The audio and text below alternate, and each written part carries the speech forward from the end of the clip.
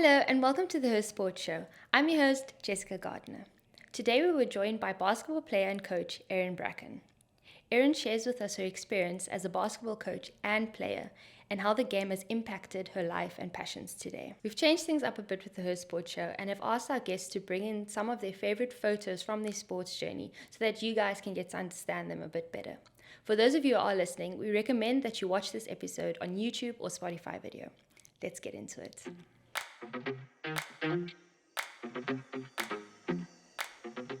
Erin, super excited to be chatting with you. Thank you very much. Thanks for having me. So we're going to start off with something just very chill. So I asked someone this question yesterday. So now I think it's going to be my new go-to question. So you open your fridge, and if you had to pick an item from the fridge which best describes you, which item would you pick? Oh. I'm going to say chicken or some form of protein. Okay. Yeah. I think that's good. Yeah. Yeah, for what reason? For training and basketball and playing, just health in general. Okay, and then what is your go-to coffee order? See, I'm trying to cut back on oat milk, but it would usually be an oat milk cappuccino or iced latte if I'm feeling an iced coffee. Mm-hmm. Maybe with a little bit of caramel, but usually with no sweetener. Yeah, I only started drinking oat lattes when I got here, when I moved to Ireland and opened a new world for me, I must say. Really good. And what is your favorite workout song at the moment?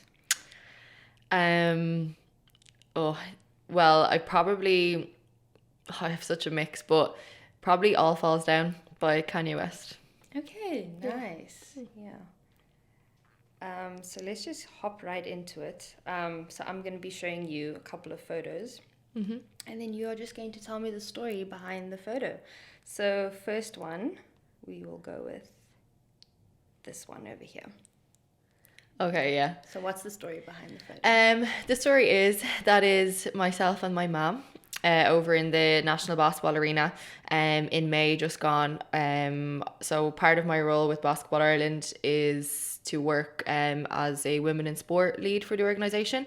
I work alongside Louise O'Loughlin, but she was on maternity leave at the time. So it was my first kind of major event that we had organised. It was an all-female women in sport coaching conference. So we had all female speakers, all female staff on hand, all female attendees. So it was just, we really wanted to try and kind of create an environment where it was really comfortable for female coaches of all levels to attend and to, be able to ask questions and just to create that kind of learning environment.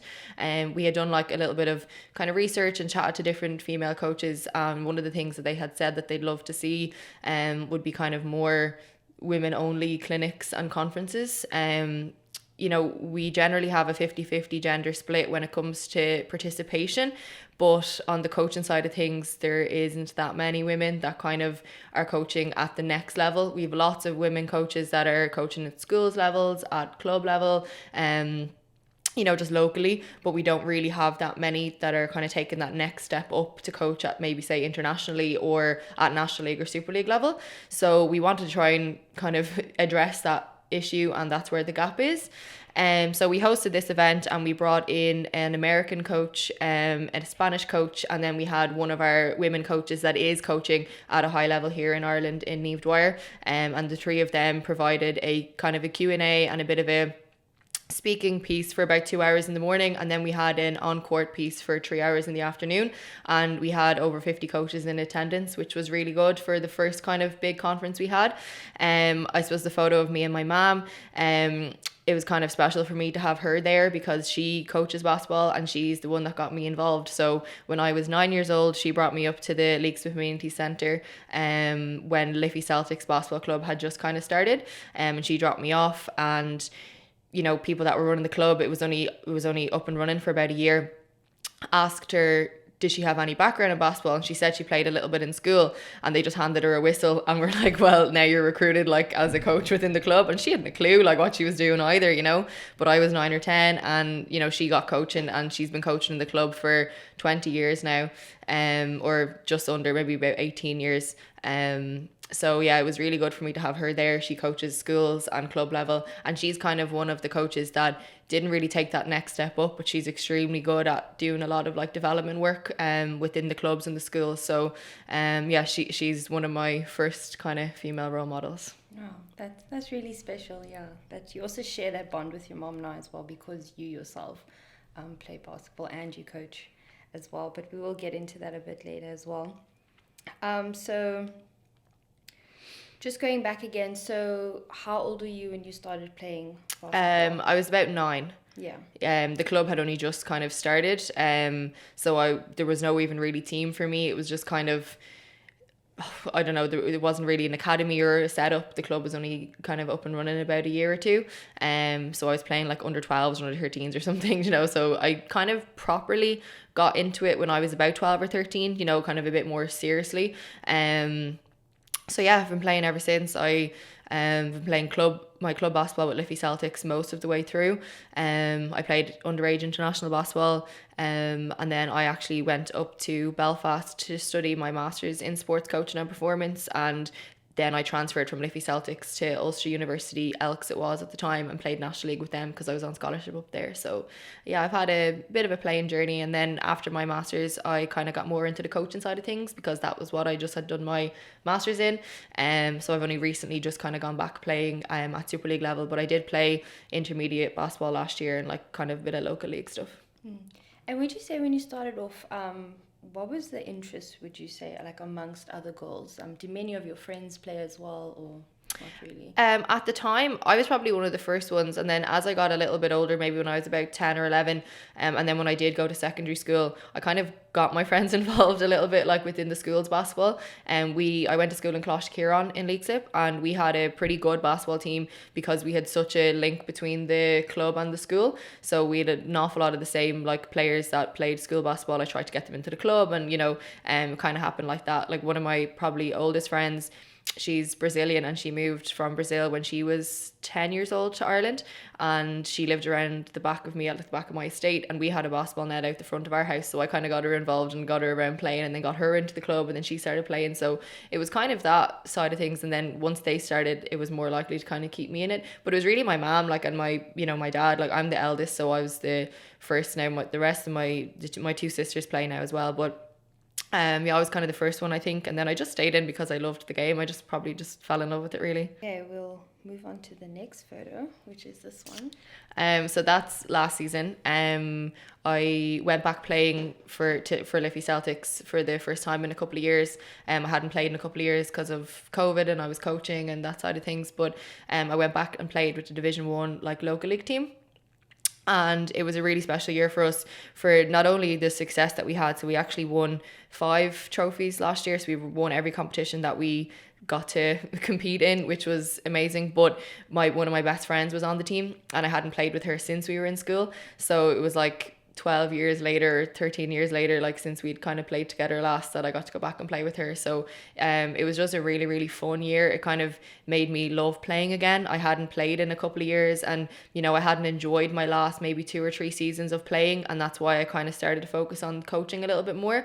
But it genuinely made me just fall back in love with actually playing again. We had an amazing coach in Suzanne Maguire. I played with her.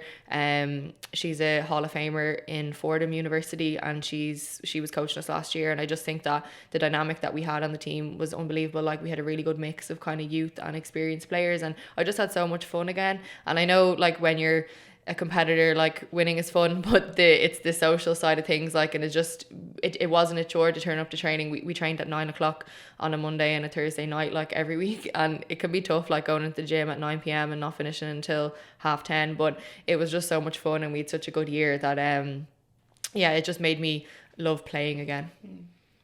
And for someone who, like me, who does not really understand basketball, how would you sum up the game?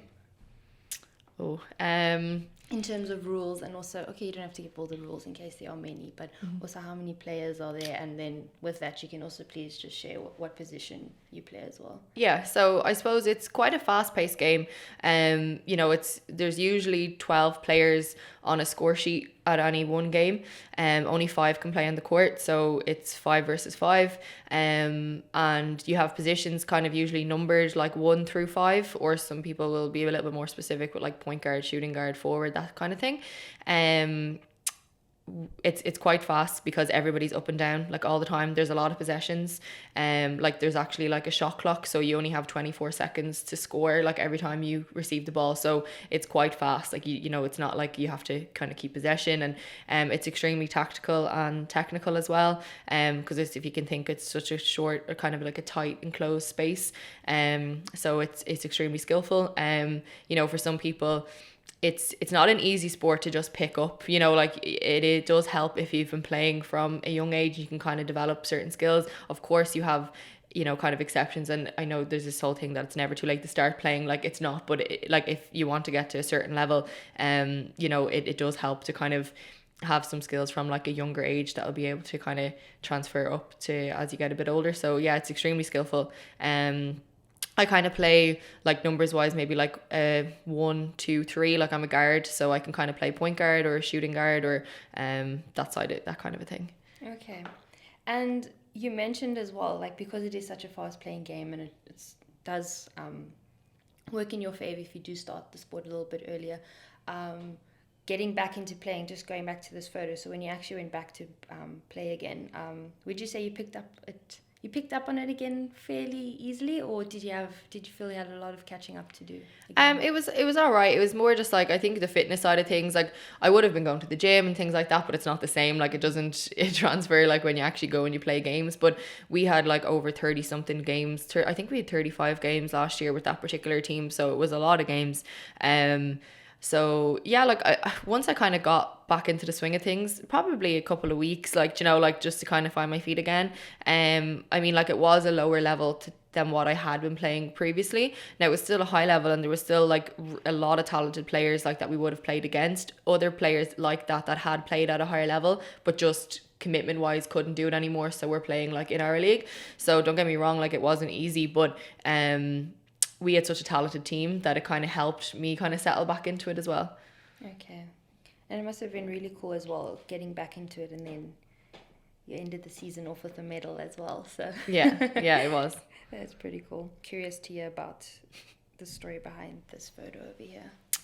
So that is, I started coaching. So that's kind of the start of my coaching journey when I was 15. So I was one of those that, you know, you're playing in the club and you just go and help and give back, you know, like it was, the club needed like volunteers, and especially maybe players that were in the club and that knew a bit about basketball, and, you know, like that wanted to kind of get involved in the development of some of the underage girls. So myself, and there's another coach in that photo, Anya O'Connor. She's a senior international basketball player at the moment, and I'm gone back to play with her this season now, but she would have been one of my friends at the time, and she was 18 and I was 15 when we started. So it was like the two of us did it together. We started coaching an under 10s basketball team once a week. It was like an academy, and we brought them all the way from under 10 all the way up to under 18. So that photo was us winning the national cup at under 18. So it was like we finished off our journey coaching that group of girls, and we'd had them since they were 9 years old. So it was literally 9 years of coaching that we grew with them, like not only as coaches but as people as well. You know, like you go on this, you know, this journey where you're impacting this group of girls' lives, like, you know, and it's more than just basketball. Like you see them 2-3 times a week, and they're giving up their time to come and play, and, you know, you're trying to get that balance between, that photo shows us winning a national competition, but you're trying to make sure that it's enjoyable for them to actually stay involved in the sport, that they make friends, and that they remember the journey more so than the actual trophy at the end. So I had about 15 pictures in a folder that I could have sent to you of different things, and, you know, there's ones of us on trips, you know, like for team bonding and things like that when they were like 10, 11, 12, and, you know, all the way up. But that just kind of encapsulates what it was like, you know, to kind of finish off the journey with them, like just completely on a high. And so many of those girls are still playing basketball or involved in the sport or involved in other sports, and will still chat to myself and Anya like to this day. Like that's a few years ago now, it's 4 or 5 years ago now, but that was the first team that I got involved with coaching, and, you know, that's when I knew, like, okay, I want to actually do this as a career if I can. And would you say that this photo is also one of your favorite basketball memories? Oh, 100%. It's my favorite coaching memory, 100%. And it makes it even more special because my sister's on the team. So she was one of the captains. And after we played that year, she headed off to America on a scholarship to play Division 1 college basketball in Fairfield University. Now she's since home. She came home kind of during the COVID year, but it was amazing for her, like, to kind of win something like with her underage team, and for me to coach her and to kind of be involved with her too on that. It was really cool. And what would you say your experience was, because you did start coaching quite young. Looking back, do you think going into it you were maybe a little bit nervous because of the fact that you were also a player yourself, but you also still, you were still in school, or was it not really a concern for you? No, I never really felt nervous in that sense. Like, they were so young. They were also so young when we started, they were only 9. So we were just having fun with them, playing games, like, the usual kind of stuff. But like, that was our first taste of coaching. And then, when I kind of got more into it, I actually tore my ACL when I was like 19. So when I was in that rehabbing stage and I wasn't really playing, I just focused an awful lot more on the coaching side of things and started kind of studying a little bit more, like doing a bit more research, going to more clinics, reading books. I kind of just fell in love with the coaching side of it when I was injured because I couldn't play. So I kind of got a bit more into it when I kind of hit my 20s, and I was kind of finishing college and deciding whether I was going to go and do a master's or not. When it comes to coaching like underage stuff, like I wouldn't really be nervous because it's fun at the end of the day. Like, there's no pressure. Like, these kids are paying fees to go and play with their club, and it's supposed to be fun. And, like, winning is secondary. Like, it's all about, making memories and, making sure that they enjoy actually coming to play. So like, I wouldn't be nervous in a sense that there's no expectation or, like, what's the worst that can happen? Like, you lose a game, like, like, that's it. And to be honest, like, a lot of the girls that have come to our club are competitive enough as it is. And, if they're nervous or they put certain expectations on themselves and they hold themselves to a certain standard, sometimes I have to be the one to kind of help them chill out a little bit, like, and stay calm. Like, it wouldn't look good if I was really nervous or a wreck or anything like that. So, no, I just think that, like, that group in particular, we're a special group. I've been dying to hear about the story behind this photo. Oh, the men. Yeah. So that was my first head coaching role with a men's team. So, well, actually, it was probably my second, but when I was in Belfast studying my master's, part of my scholarship was to coach the men's university team up there. So I did 1 year up there, and I coached them in varsities and in the league. And it kind of made me realise, like, and I had coached underage boys teams as well, kind of as they were growing up within the club. And when I finished my master's up there, the coach in Dublin Lions at the time reached out to me. I would have had a really good relationship with him and wondered if I wanted to come on board and be his assistant coach for the year they were going to be playing Super League basketball. It was a club in Clondalkin, Dublin Lions is, and there was an awful lot of players that I actually on the team that I would have coached from Liffey Celtics at the time. They had transferred over, so it was a good opportunity for me to get involved at that level, like men's Super League as an assistant coach. I was 24, 25 years old at the time. Just like a great opportunity for me to learn. The head coach of the team was extremely successful and really, really smart basketball coach and was one of my mentors. So it was a no-brainer really for me to get involved. So I spent a year as an assistant there with him. We ended up having a really, really young squad. And at Super League level, most clubs, or all clubs really, bring in professional basketball players. So they bring in players from Europe or America. So it's kind of, Irish players don't generally get paid, but the Eastern Europeans that come in, or Europeans or Americans do. So we were stuck a little bit that year, and we had a bit of a kind of a tough year, so we ended up getting relegated. But then COVID happened, so there was a bit of a mess. We didn't really have a league with different restrictions that were going on. But when we did return to National League, the head coach that was there decided to step away and offered me the head coaching position. So that season was my first year as the head coach of like a men's team that competed like week in, week out, like all over the country. So I was the only female coach that was coaching men at the time, which was good, because it's always nice to have kind of somebody like there, like as a, role model, I suppose, or, you know, that whole can't see, can't be. You know, I got a lot of kind of attention, I suppose, around what it was like to coach men. And, you know, you get asked a lot of questions and you're kind of in the spotlight. People are looking at you to see what you're doing. Like, how is she getting on? Is she doing well? And, you know, you're in the spotlight, like, kind of more so than what men are coaching women or men coaching men. So that was kind of the start of my senior kind of coaching career. Yeah. I think you touched on it now as well, but what I love about this photo is it's not a photo that's so common. It's like you said, it's not often that you'll hear or you'll see a woman who's coaching a men's team. Mm-hmm.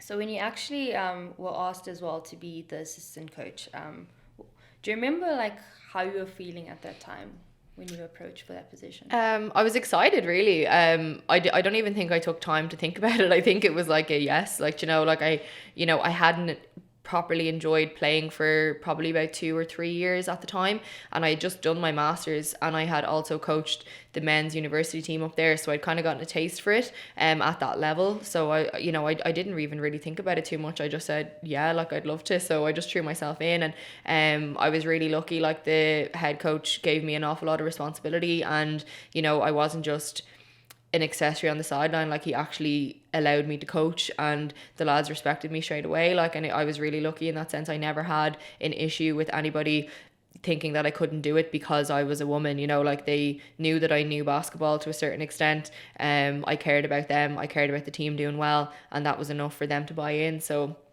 I loved it. Would you say also there was a big difference for you as a coach in terms of coaching girls and boys?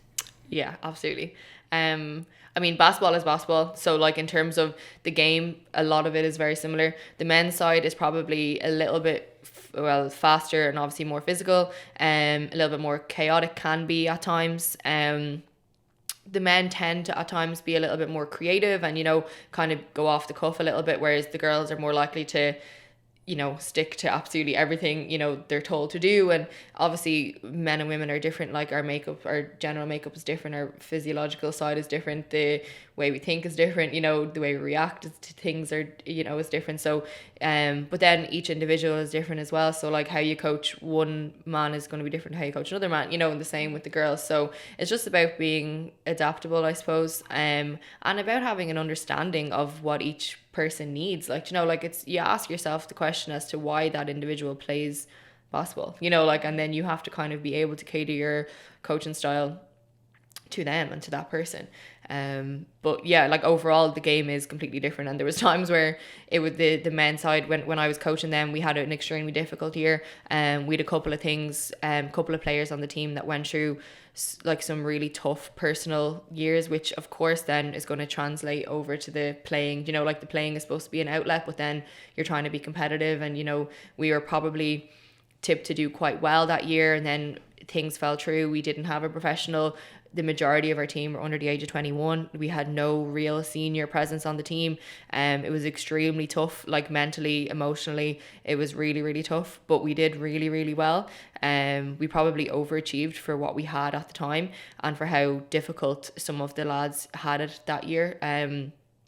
And then at the time I was coaching a girls team, an underage girls team, and that was my outlet because they just kind of kept me sane that year. You know, it was very chilled out. Like I said, the underage, like, there's no pressure, like, and, you know, you're kind of watching them kind of grow. And when you're coaching at that senior level, like I said, there's kind of eyes on you and there's expectation for you to do well.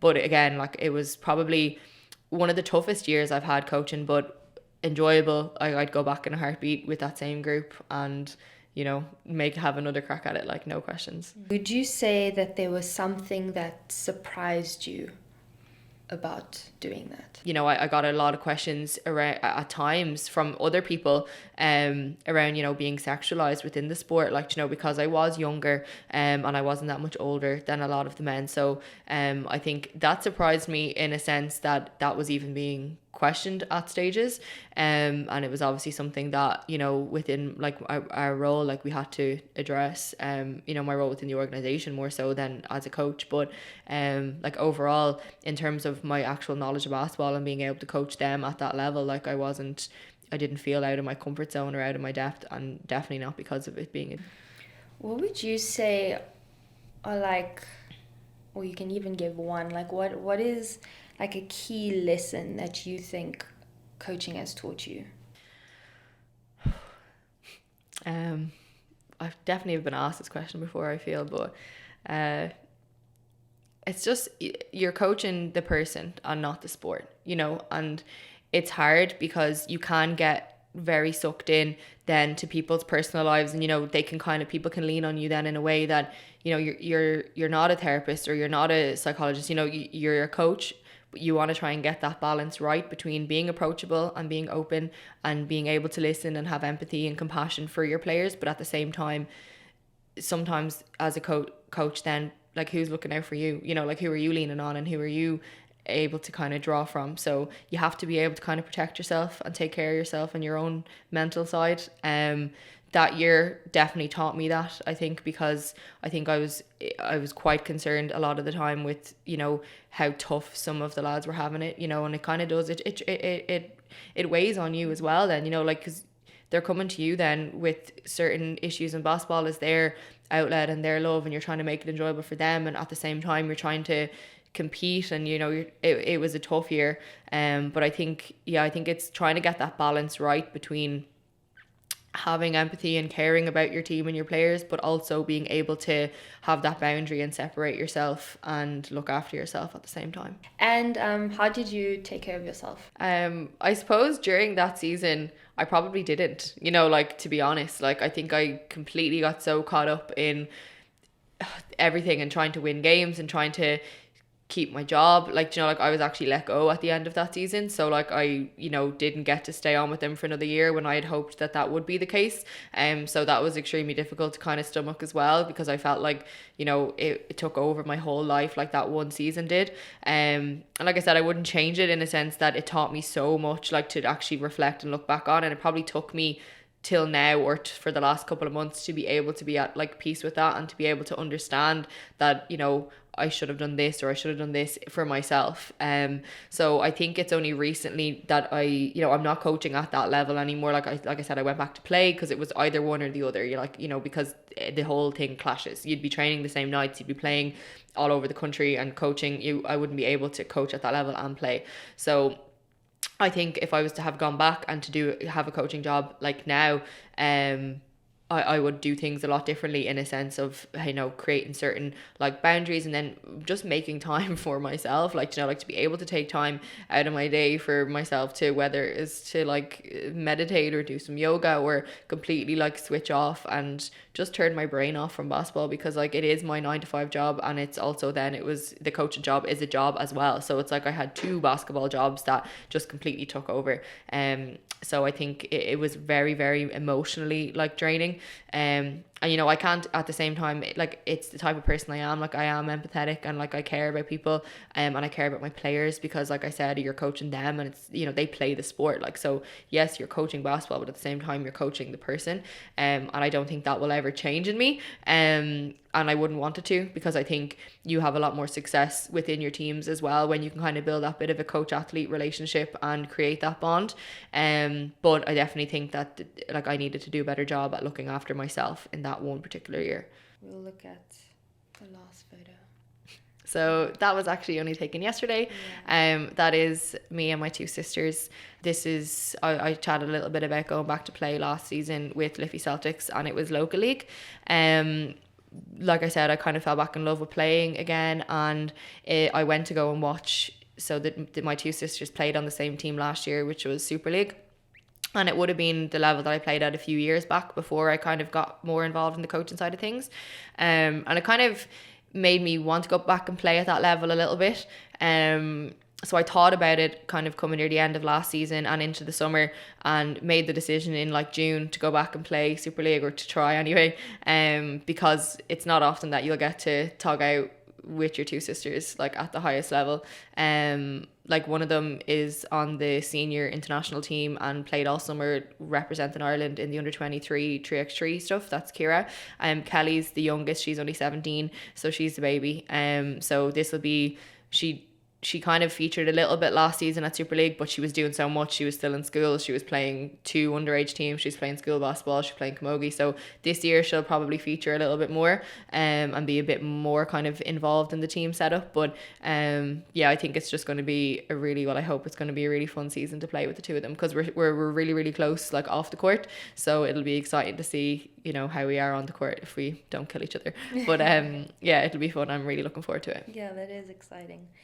And because you've been involved with basketball for so long, like, would you say that basketball in Ireland has changed a lot over the years?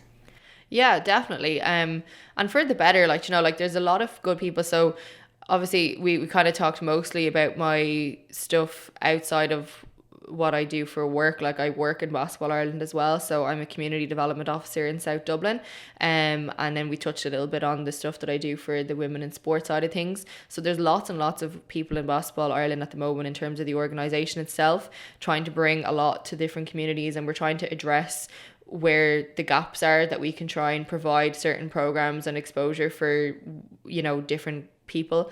And then there's the basketball community that say don't work for like Basketball Ireland, that are also doing really, really good work within the clubs and within the schools. We have a high number of players playing at a high level over in America and in Europe. A lot of men playing professionally. We have a lot of girls playing over in America at the moment as well, at different kind of levels. We are, like I said, we have a 50-50 gender split, so which is really important. Part of what we're doing tomorrow in launching our women in sports strategy that we've put in place. You know, we worked with Sport to Sport in developing this strategic plan for the next 5 years, in trying to, like I said before, addressing where the gaps are for women in sport in particular, and seeing can we kind of keep that growing. Our media department do a great job in trying to promote different things that are going on within the sport. We compete on the European stage, you know, like, so we're, both of our senior international teams are back competing in qualifiers for Eurobasket, which we haven't had in years. So it absolutely has grown and gotten better.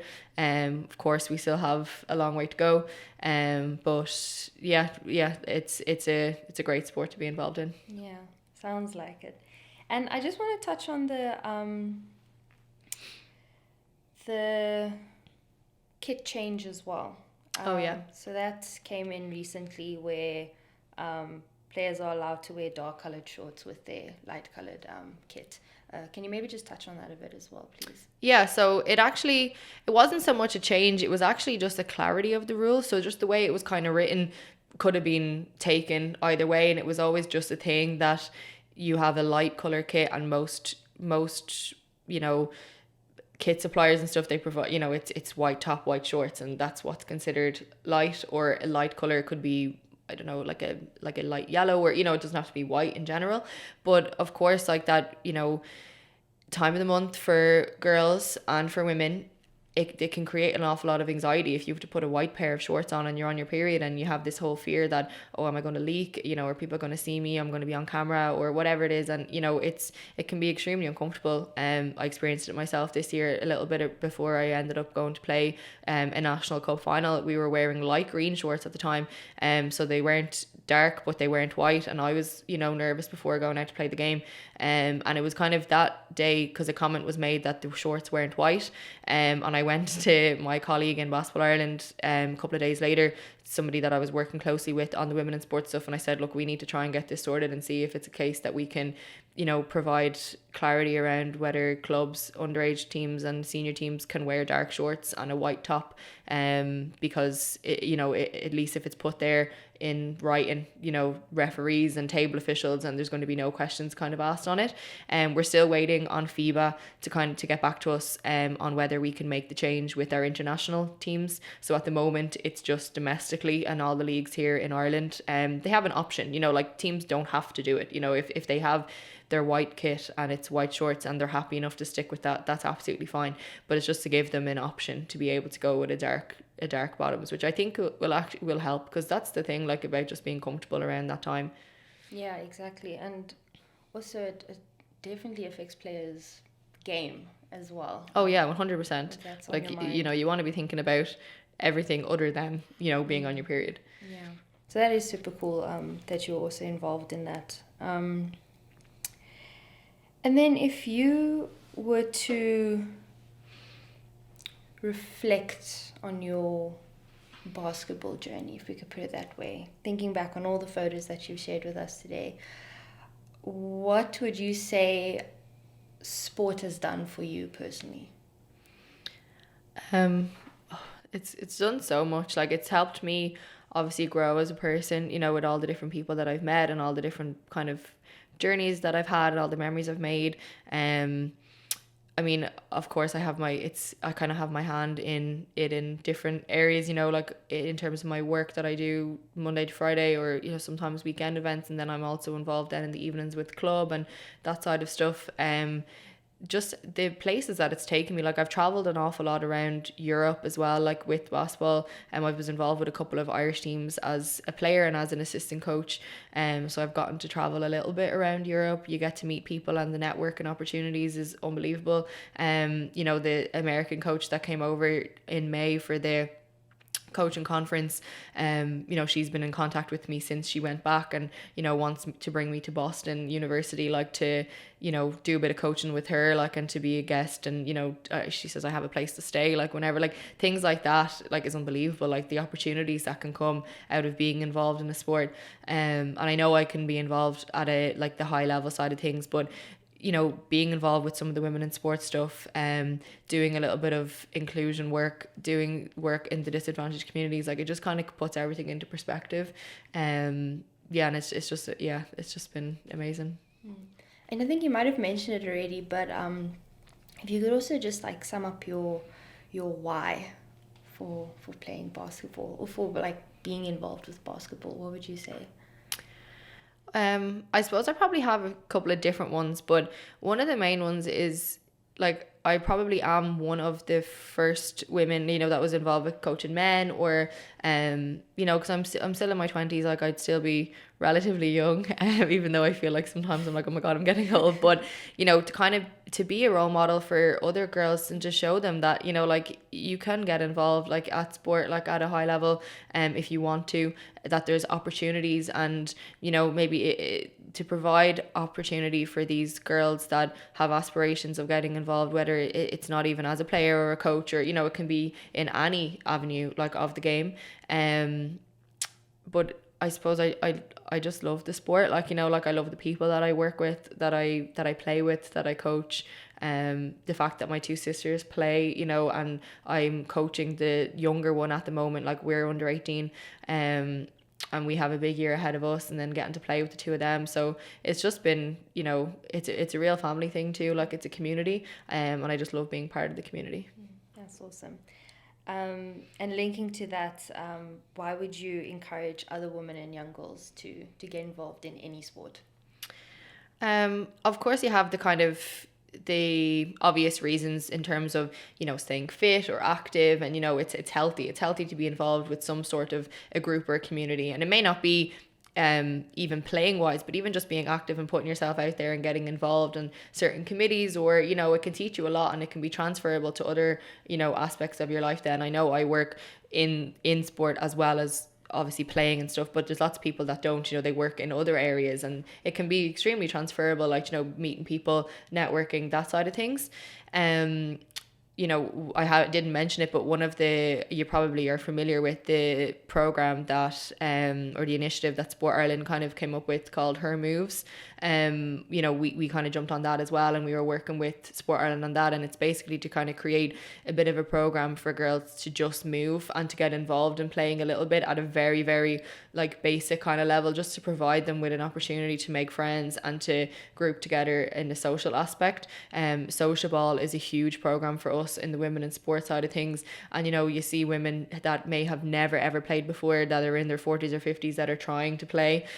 So we could get you, Duncan, to get you playing basketball, but finally. Or you have ex-players that did play and that just want to come back to play. It's like just all the different opportunities that are there for, you know, for women at every level, every standard, to enjoy it.